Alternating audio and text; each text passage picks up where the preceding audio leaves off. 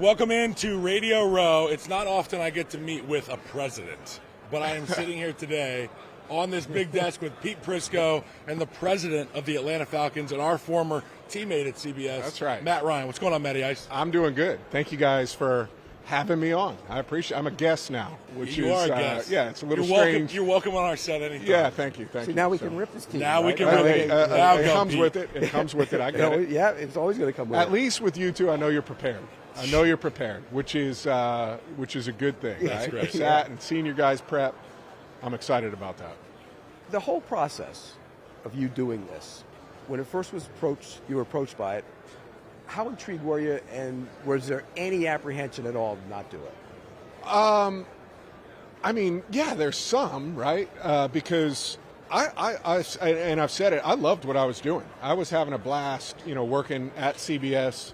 You guys know it. The people are incredible. The team I was a part of with Kyle on the NFL Today Plus, Amanda and Antonio, that was a fun show and had a blast doing that. And then the NFL Today with JB, with Coach, with Nate, was having so much fun. And really, thought I'd be doing that for the next 10 years and having fun doing that. And it felt like I was getting a little bit better at it, and figuring out my stride there in that world.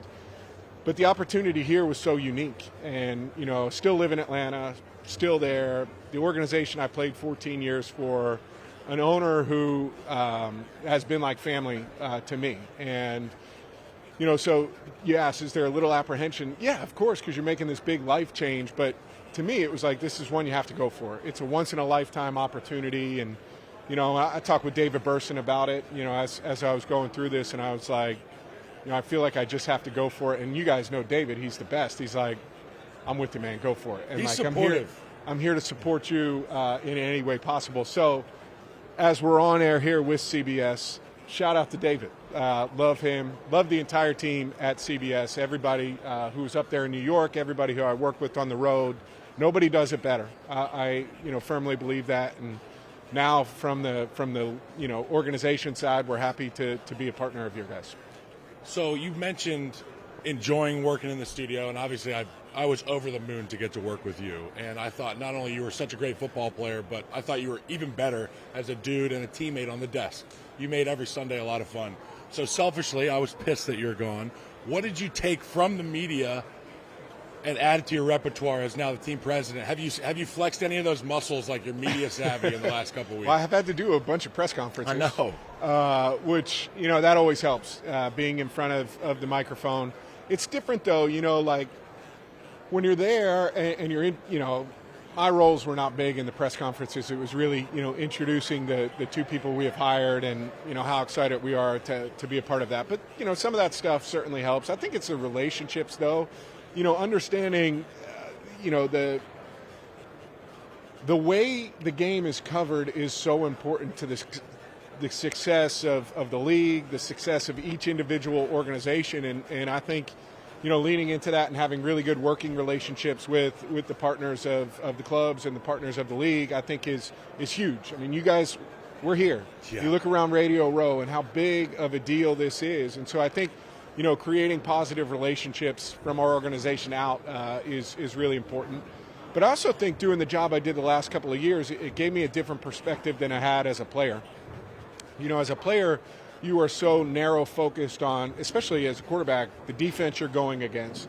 And you don't observe the league from, kind of the fans' perspective and taking a view of the storylines and all of the different things that are going on in the league. And I think the last 2 years have really give me a different lens on some of the storylines. And I think it helped with having a better, depth of knowledge of what was going on in different organizations as we, went through the hiring process and looking at different places and an understanding of different coaches that were having success in different organizations. I think when you're so in it as a player, you're so in it, from one individual organization, you don't see you have the blinders on. Yeah, exactly. You don't see the big picture. And I think that was really an advantage for me in the last couple of weeks, sitting in the seat I sat the last 2 years. But you were always good with the media, and I could tell this story. One time we were doing Atlanta Rappers. You remember that thing? And we were in there doing this. Remember that? I do. And we were in this room, and you got called away for a security briefing by the NFL, and you came back. And then you got called away for something else, and you came back. And I said to people, there's not a lot of quarterbacks in this league that would have done that. None. So you were always good with TV. Well, you're nice to say it. I would have only done that for you, though, Pete. Okay. All right? Okay. Let me throw it out. I wouldn't have come back for anybody else other than you. Yeah. But, I mean, you are good with the thank media. you. I think there's a responsibility. Listen, I think there's a responsibility that comes as players, to doing it the right way and to being good to the people that are covering our game. Because without it, and this is from the top, Arthur Blank, truly believes this 100%. Without the fans, none of what we have, none of this would be possible. And so I do think there's a responsibility as players, as a president, as a coach, as a GM. There's a responsibility to our media partners to do this the right way. You go ahead, Pete. I was going to ask you, why Kevin Stefanski? I know he's a Philly guy. I mean, he's one of those guys. Had nothing to do with Philly, but I think, as we went through the process and interviewed a bunch of different coaches, I think Kevin is a really strong leader. He's very consistent. I mean, you guys have spoke with him, very consistent day to day. And I believe in leadership, that's an important quality, to show up and for everybody to know exactly what they're going to get. So I think he's a very clear and direct communicator, which in our league I think is important. I think if you're going to have long-term sustained success, you've got to be tight with your messaging and you've got to be able to connect to the guys. I think he does that really well. I think, in terms of the ability to put together a staff and knowing what he wants, I think an experienced coach in that way, it's helpful. He made mistakes, of course, we all do, and there was some really strong success in Cleveland and some low points. But I think that experience, him coming in and having had that, I think gives us, a really strong person to get us started in the right direction. I'm excited about the staff he is putting together. I think there's a lot of good football coaches on our staff right now, and you guys know it as much as anybody. It's not about one individual. It's about the collective. And that was one of the things I thought came across really strongly in the interview process. God, he's good. He's pro. My guy's good, dude. Look, thank you. As a player, we have access to almost everything in the building, right?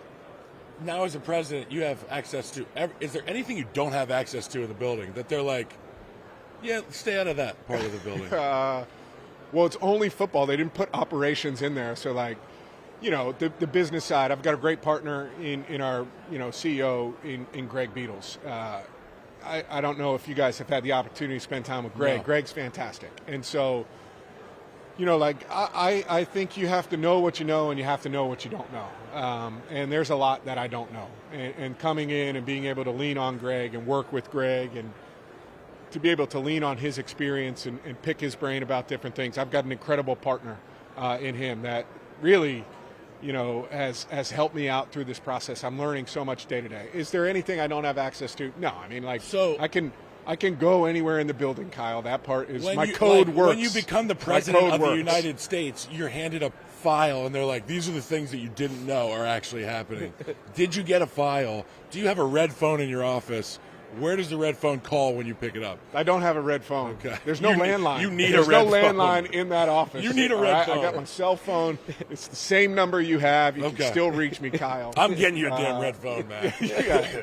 Come to the office and put a red phone in there.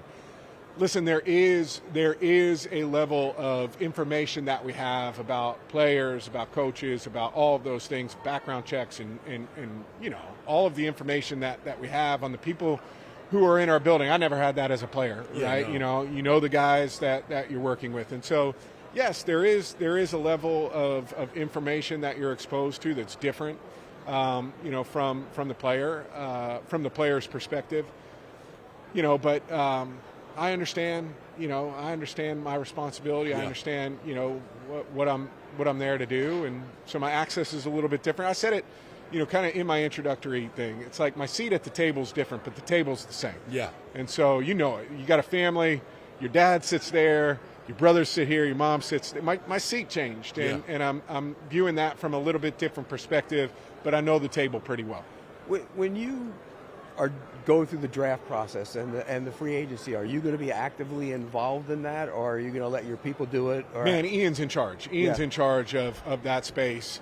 I'm looking forward to learning about, this. Like I said it the other day in Ian's presser, like I've never sat in a draft meeting. And so Monday is going to be the first time I'm sitting in a draft meeting, and I've got a lot to learn. So sitting, observing, being a fly on the wall, if there's something that Ian has a question about or something I can help with, I'm all ears, and I'm happy to share my opinion. But Ian is driving this boat, and he is the one that's leading us moving forward, and I'm excited about that. You guys, Ian is incredibly competent and qualified, and he's awesome. So looking forward to watching him do his thing. The reason I ask that, because Tony Baselli, who I know very well, actually is in the whole draft process. I'm going to be in it. Tapes, and he goes to the scouting. I'm going to be in everything. it, but I'm not driving it. Right, Pete, but you're going to be involved. Yes, I'll be involved, and I'll be involved in whatever way Ian needs me. That really is, Arthur from the top down, he believes in servant leadership.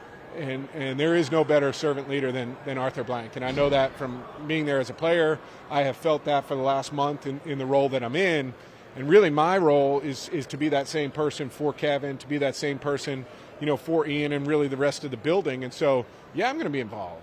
Like, I love that kind of stuff. Yeah. And I love being around it. This is what I'm passionate about. But I also understand my responsibility is to be there to help out Ian where I can. And maybe that's offering a different lens and offering a different perspective, but this is Ian's regular season right now, man. He is in it, and he is driving the ship for us. That was a great hire, and obviously you've known Ian for a long time because him and Ryan are tight. Ryan Poles, your college Honestly, I didn't know teammate. Ian that well. Like, I've known You Ryan. knew him through Chicago. Yeah, I knew him through Chicago and had met him a handful of times, but most of that was in passing because my relationship was really with Ryan up there. Yes. And so the times I was up in Chicago, it was like, hey, man, Ian, great to meet you. I've heard great things about you. I'm going to go hang out with my buddy, and pick his brain. And so, he comes highly recommended from Ryan, who's a person that I trust. I have a strong level of trust with Ryan, but it's more of getting to know Ian at this point and how he operates, how he ticks, and what's best for him and how he can be best supported. Your quarterback situation, obviously Michael's coming off an injury. Where is he? What do you expect him? When do you think he'll be ready to go? Well, this is where my player hat never leaves, right? You never know. For me to sit here and tell you what August is going to look like, anybody who tells you any differently, they're not being truthful, right? And so every day is a different day in the rehab process. We're really pleased with where Mike is at this point. I see him in the building. He's in there. He's doing his rehab in Atlanta, with our guys in our facility, and he's doing a great job. So, 3-4 times a week, I'm in there.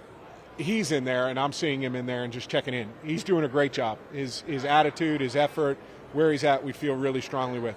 Everything is on schedule for now, and we're hoping there's no setbacks. But you never know. You never know how that process is going to go. If everything goes smooth, that August time frame, is still there. So we'll see how it shakes out, but we're pleased with where Michael is at. Seems like the Atlanta Falcons always have a physical outlier in terms of talent. When you played... Me? When you you were played, saying it that was was you? me? Oh, thank you, Kyle. Yeah. Well, I this didn't guy, think I Bijan qualified Robinson, as an physical offensive outlier. lineman, I look at this guy Robinson, and I think there's not a position that's not an advantageous one for him to be in. Like, everything that he touches turns to gold in terms of the things he gets accomplished with the football.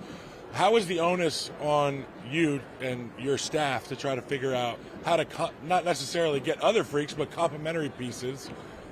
And you dealt with that with Julio as well. Yeah. What's the similarities between having a star freak show in the center of your offense with these two? Well, anytime you have a player that at any point when the ball is in their hand, it can be an explosive play, a touchdown. And it doesn't require it to be perfect. Those are guys who move the needle. And Bijan is certainly one of those guys who can do that, right? Doesn't have to be perfect around him in order for him to be successful. So he makes everybody around him better. That's huge for us. We're excited. He is a part of it. On top of that, he's like one of the best human beings that you could ever meet. So nice incredible, guy. Nice guy, incredible teammate. Just incredible throughout the building. So we're lucky to have him in our building. What he can do, the skill set, is incredible. You want to surround that with complementary pieces, right? And what's the best way to help a running back? It's continue to invest in the offensive line. We've got some really strong pieces on the offensive line, but you never want to lack depth there. So I think it's about being strategic of putting pieces around him. I think the other thing is it's about managing the touches, and it's about managing the number of opportunities that he has. When you have great players, you got to figure out ways to keep them great for a long time. And so that's one of the areas I think Kevin, I think Ian, and I think our building will do a great job of supporting Bijan. All right, we're going to play a game. Oh. Yes. We're going to rattle off some names from your 2008 draft class. Okay. What am I doing here? What do you remember about that? Okay. Calais Campbell. Salt of the earth human being. I remember meeting him at ACC, the media kickoff thing at Pinehurst. I was with Kyle's brother down there as well, and spending time with him, and just like awesome human being. So proud of what he's done as a player. Even more proud of what he's done, as a public figure off the field. Just incredible human being. Joe Flacco. The best. I mean, just one of the great guys to be around. Great. He's like a great glue guy in the locker room. Just a good person to be around. Incredible career. Really good friend. It's kind of amazing they're still playing, right? I know. It is amazing. He's a Pro Bowler this year, man. Good for Joe. He had a couple breaks. He had a couple vacations. Yeah, that's okay. And then his good buddy Matt Forte. Man, what a good running back. Strong runner. Really good human being. Tough, physical, great Chicago fit. Deshaun Jackson. Speed. I mean, take the top off the defense. A problem. He'd be the guy I'd be watching on the sideline when he was out there, whether it was Philly, Tampa, and you just knew at any time he could rip one deep. And great player. Jordy Nelson. Reliable. I mean, you talk about the production that he had, for Green Bay. Big, physical, great hands, contested catches. All these guys, pain in the ass to play against. Jamal Charles. Speed. I mean, top and gas. Speed at that position. Explosive player. Another great dude. Pierre Garçon. I remember the drift routes. We used to call them drifts, but like the strike route, so that short post. He was incredible on the short post. Fearless over the middle of the field. Toughness, explosiveness, willingness in the run game. He was a good player. And then the last one is somebody from a certain family by the name of Chris Long. Chris Long, relentless motor. Just great. He was a great guy to catch up with every time I would see him. Really, really good person. Fun guy to play against. Tough, physical, high motor. Wasn't a big trash talker. It was like a champion. Until he played me. Yeah, well, I'm sure brothers are a different thing. But, it wasn't he didn't like talk trash to you because the ball was out. I know. I wouldn't let him get home. But, he just good to see you, Mr. Ryan. Really good player. Mr. Ryan. Underrated. You think about the years he played in St. Louis and some of the teams that they had and just the lack of success that they had. But his production was always consistent. Then goes with two, really good football teams and wins championships, one of which, I wish didn't happen. Yeah. We didn't even go there, dude. Yeah, no, we didn't. We didn't go there. Couple quick questions for him. Best athlete ever, any sport. Could be Secretariat. Could be that I played with. Could be Pete Prisco. In your mind, who's the best athlete ever? I think Julio Jones is the best athlete I ever. I say that like he's the best athlete I ever was Tell around. me more about Julio. I love when you talk about Julio. Man, I remember right after we drafted him, we were locked out. So it was that 2011 year. We draft him. We're locked out. We go to Buford High School is where we're throwing. And he had a catch. We were doing like 7-on-7. And he had a catch in the back of this end zone at Buford High School. And I was like, holy like, this guy is different. Yeah. And unbelievable teammate. Just an absolute legend. But, like, his power – his speed and power off the ball, man, it was just, he was different from other people. And Roddy White was incredible. But Julio had just kind of a different level. He was the best athlete I was ever around. And if they had taken 3 knees after his catch in the Super Bowl, everybody'd be talking about that catch too. It was one of the best catches. It's best unreal. I'll catches. take him out back if you'd like. That's me right, to. Pete. I thought we were. Pete, You know, I like, thought Pete, we was what's in the up, man? trust tree. with Yeah, the guys. we were in the tree. Hey, Yeah. it's still It's to one of this the best day. catches. It's Listen, unreal. Yeah, it's Best one of the sound in catches. sports.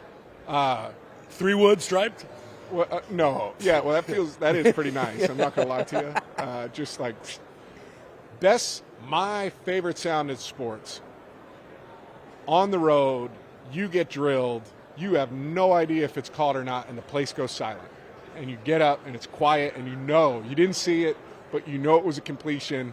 You're popping back up. You're moving forward. With your O-lineman. Yeah, exactly. And you're getting off the ground, and you have no idea what the play looked like until you go watch it the next day on film. So you're on the road and you do On that. the road, you let it rip, you get drilled, you Pressure. have no idea, and you're getting off the ground, and it's dead quiet, and you're like, I love That's that. awesome. I love that feeling. That is a great sound. That is awesome. So, best game of your career. Do you remember one game where you were just unconscious? One doesn't jump out. I feel like a moment, I feel like you had a lot of those games. No, For a long time. There's so many, Kyle. I can't. Yeah. No, it's not like that. No, I mean there are some really good games, and some just where you feel like you're in rhythm, you're in a zone. The most memorable thing for me is I was a rookie. My first pass, we were 0 strong, 62 Comet sink to Mike Jenkins on a skinny post in the backside that goes to the house. For me, that's the thing that was one of the coolest moments on the field of just like, oh my gosh, I'm in the NFL. First pass goes to house. And I got it like that. Yeah, and then it wasn't like that. Then we go play Tampa the next week, and I think I was like 3 of 17 in the first half. What a beast. Yeah, so It humbles you quickly. it does humble you quickly. Well, this has been good. I know Yeah. we got a time crunch with you because I got to go. you got to go answer Sorry, your guys. red phone in the president's That's right. office. The red phone. That's Good to exactly see you, right. Matty. Thank you, Thanks, guys. man. Appreciate Appreciate you. it.